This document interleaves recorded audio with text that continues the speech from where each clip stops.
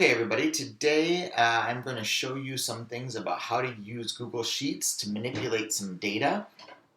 Google Sheets is just a spreadsheet program. This might be a little clunky because I'm going to do a whole bunch of things all at once and might make a mistake or two along the way. But imagine that we have a set of data. It doesn't really matter what this data is. It's time, distance, shot, linear, spread, area, spread rate. This looks like maybe data about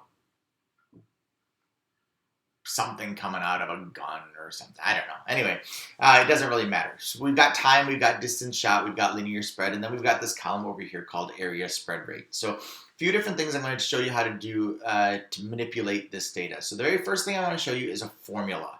All right, and so for a formula, what we do is we simply come over here to wherever we want. And let's say what we want to do for area spread rate is we want to square this linear spread rate over here.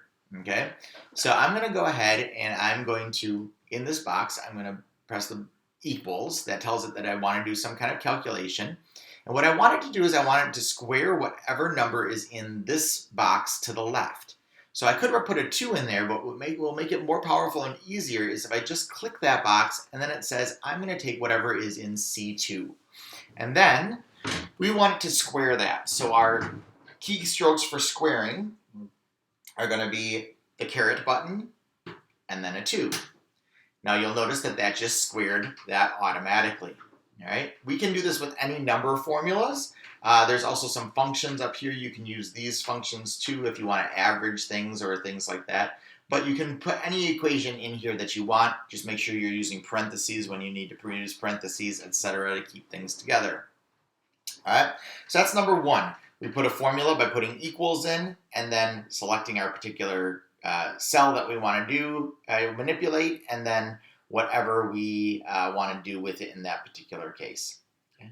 Then the next cool thing I want to show you is pasting a formula down through. So this formula right now says C2 raised to the second power. So if I go ahead and I take that and I select this particular thing and I use copy, which would be on a Mac would be Command C, on another computer it might be Control C, and all I need to do is I just need to go ahead and I need to select and copy that particular thing. I could also, if I do right click, I can also use a copy function there. And then what I want to do is I'm just going to drag down through all the other cells that I want to copy. Okay. Basically what I'm telling it is I want you to do the same thing you did in this cell for all of these cells down here and the ones that go in front of it. So I'm going to go ahead and then I'm going to paste that. And so what it's done is it's taken every number that's over here in the C column and squared it. And that's what we get over there. Okay, so it's an easy way to do lots of calculations very, very quickly on a set of data. So those are the first 2 things I wanted to show you. The next thing I wanted to show you is how to go ahead and make a scatter plot chart on this. We can go ahead and highlight the data that we want to make a graph with, and then underneath Tool, Insert, I'm going to go to Chart. Okay. Why didn't it do? Oh, there we go. And it puts up a chart editor. Okay, the chart type that we're going to want for most of our data here is going to be a scatter plot, and it's going to look like that. And it went ahead and it automatically put some things in. You can manipulate the different axes that you have if you want them to be named something different. You're welcome to do that. It will probably take the headings of any particular data columns that you have and just automatically put that in. All right, so that's how we do that. Then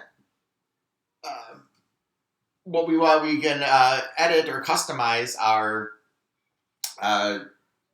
chart in lots and lots of different ways.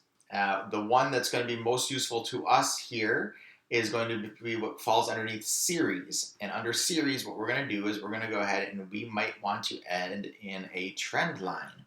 Okay, now that trend line, linear, we might want it to fit the data, right?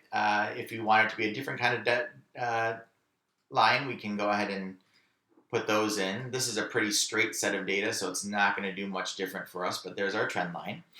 The last thing that we want to do here is we want to go ahead and we want to put a label in, and we can go ahead and add an equation here. So use equation, and then it gives me a y equals mx plus b equation for the data that I've got there.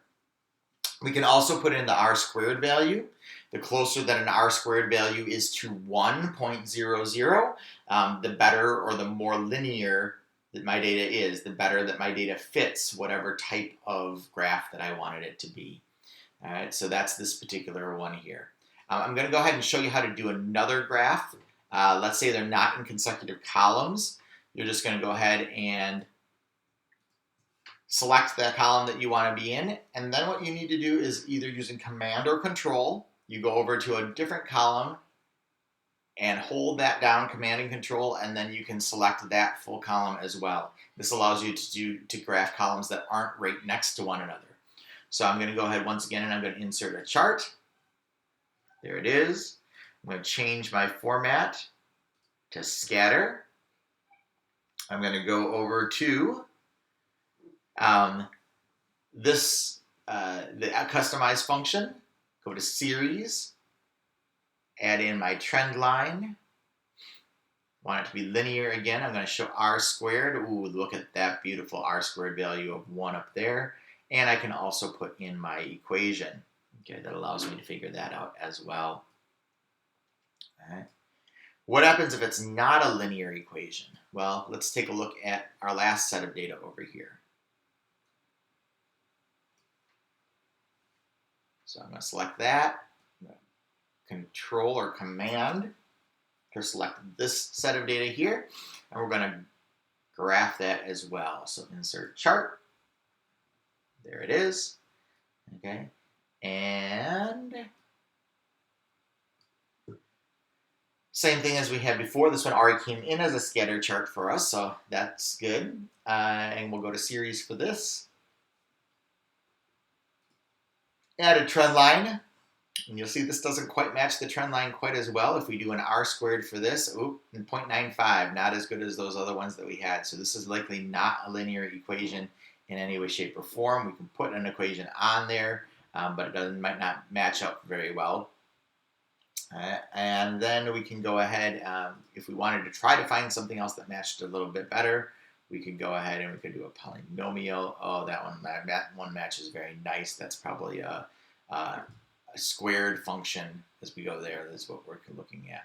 Okay, but for the work we're going to be doing, we're likely trying to see if things are linear based on our integrated rate laws. So the linear function is the one that I'm probably going to put on there for most of our graphs. Yeah. So that is how you go ahead and manipulate data using a Google Sheet. If you have any questions as you start moving through stuff, let me know.